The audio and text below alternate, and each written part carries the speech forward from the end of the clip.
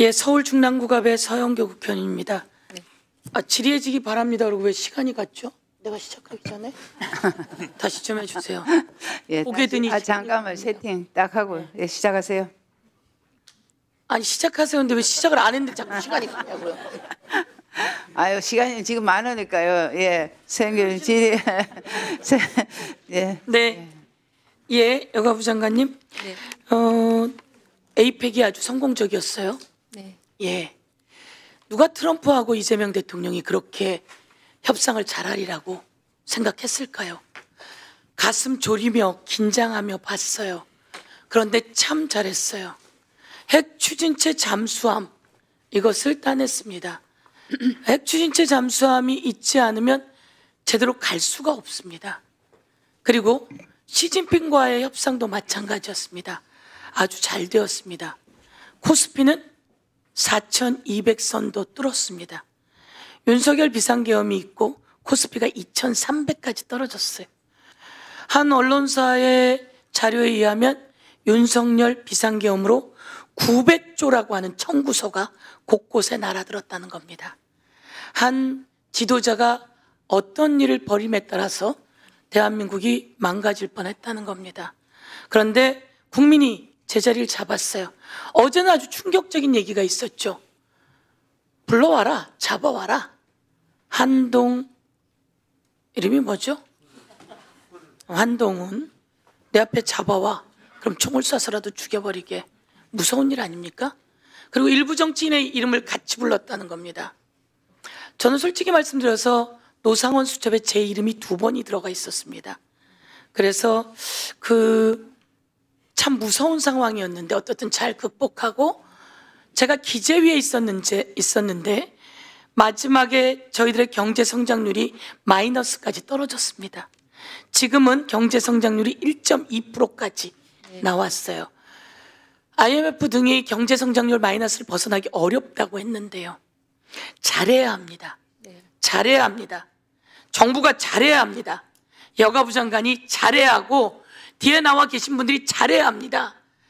뒤에 나와 계신 분들은 제가 아까 청소년진흥원 이사장님도 만나서 인사드렸지만 제가 청소년 행사에 간 거 알고 계셨죠? 예. 가정박 청소년이 얼마나 많은데 가정박 청소년은 그냥 버려진 청소년들 아닙니까? 그런데 청소년 단체가 이 아이들을 잘 돌봐서 아이가 너무 잘 큰 사례를 제가 그날 국회 도서관 대강당에서 들었습니다. 제발 여러분이 한 명 한 명 좀 더 부지런하게 좀 더 열심히 챙겨봐 주십시오. 네. 자기는 엄마 아빠에서 버림받았는데 평균 점수가 20점이었는데 그 쉼터에 와서 너 잘할 수 있어 라고 돌봄을 받고 평균이 88점까지 올랐답니다. 그런데 이 친구가 그런데 제가 더 멋진 건요, 제가 반장이 되었다는 겁니다. 누구에게나 나고자처럼 지목당했던 그 친구가 그 선생님들의 돌봄을 받아서, 그래서 제가 이 여가부에서 누누이 이야기했는데요. 아이들의 센터 좀 멋지게 만들어 줍시다. 예산 좀 만들어서 아이들의 센터는 학교 밖, 가정 밖, 이 이름도 이상한데 잘 클 수 있잖아요. 엄마 아빠는 잘 키우기 힘들어요, 솔직히 말해서. 오히려 주변에서 더 다독거리면 훨씬 더 잘 커요. 그래서 저는 거기가 멋있는 공간이었으면 좋겠어요. 그래서 통계 좀 다 내서 예산을 얼마나 하고 있는지, 얼마나 이쁘게 하고 있는지, 들어가면 화장실도 집보다는 좋아야 되고 방바닥도 집보다는 좋아야 되고 그렇지 않습니까? 컴퓨터도 집보다는 빨라야 엔비디아에도 쫓아가지 않겠습니까? 그렇게 해서 통계 내서 좀 가져오시면 좋겠습니다. 아시겠죠? 네. 알겠습니다. 예, 네. 그렇게 눈에 불을 켜고 좀 해주십시오. 네. 오늘은 스토킹 교제 폭력입니다. 네. 스토킹 교제 폭력이 하루에 112 신고가 몇 건이나 되는 것 같으세요?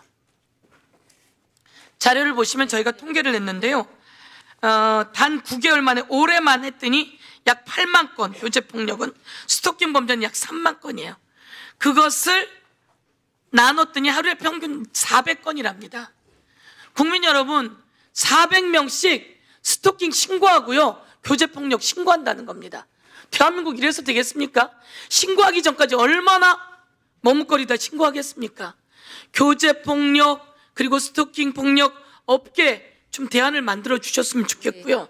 그런데 제가 묻고 싶은 건 이겁니다. 교제폭력을 신고했더니 경찰이 유치장에 넣어달라고 검찰에다 신고했어요. 청구했어요. 그런데 검찰이 청구를 기각해버렸어요. 그랬더니 이 사람이 5일 만에 쫓아가서 살해 시도를 합니다. 네. 수십 군데 칼을 맞았어요. 다음 장으로 넘겨보세요. 이 장영준 있는 장면 해보세요. 장영준 장면. 예, 중간입니다. 경찰이 구치소에 유치해달라고 신청했는데 검찰이 불신청했어요. 불청구. 자, 그 다음 장을 넘겨보는데요. 올해 9월까지 경찰이 청구한 잠정 조치 1390건 중에 434건만 인용됐다는 겁니다. 그럼 약 70%는 경찰은 구속해달라고 신청했는데 검찰이 기각시켰다는 겁니다. 그래서 제가 물어봤어요. 경찰은 어떤 경우에 신청하느냐? 그동안 신고돼 왔고 그 전과가 있는지, 그리고 얼마나 위험한지 이 상황까지 다 해서 신청한다는 겁니다. 그런데 검찰이 기각시킨답니다. 저는 요즘 검찰이 보안 수사권이 있어야 성폭행 당하는 사람들 돌보지 않아요? 라고 하는 말이 그럴싸할 듯 것처럼 보였는데, 이 통계만 봐도 경찰이 신청한 1400건 중에 400건 정도만 검찰이 청구해 줬다는 겁니다. 경찰은 자기 매뉴얼에 맞춰서 제대로 신청하는데 검찰이 기각하고 있어요. 네. 이 부분에서 여가부가 목소리를 좀 내셔야 합니다. 네. 이제 수사 기소 분리되면서, 그래서 검사가 보안 수사해야 여성을 보호할 수 있다고 그랬는데 커녕 전부 다 기각시켰다는 걸 제가 받은 자료로 오늘 조선일보에 저희가 내보냈는데요. 네. 알아두시면 좋겠어요. 네, 네. 그 다음에 제가 법사위도 질의한 건데요. 검사 중에 성매매한 검사가 성폭력 당한 피의자의 공판 검사로 나왔어요.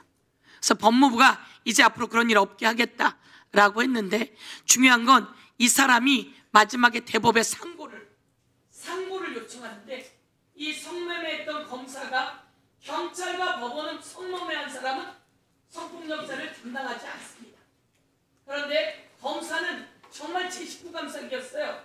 성매매한 검사가 성폭력 당한 여성의 공판 검사로 들어온 거예요. 무서웠답니다. 2차 가해요. 그런데 끝내 강간 사각지대, 네. 법이 통과되지 못하면서 피해자가 벗어나게 되는데 끝내 상고를 네. 이 검사가 해주지 않습니다. 7일 만에 상고해야 되는데 상고해달라고 울부짖는데도 상고하지 않습니다. 그런 건수가 지금 제가 받은 제보와 이것만 여러 건이 됩니다. 네. 다시 한번 우리 성평등가족부 장관이 목소리를 내셔서 네. 이런 피해자들을 제대로 보호할 수 있게 네. 해주면 좋겠고, 네. 향후에도 성폭력, 아동폭력 당한 사람들을 꼭 성평등가족부 장관과 저희 국회의원들이 보호할 수 있게 했으면 좋겠습니다. 네, 네, 의원님 그렇게 하겠습니다. 예. 예.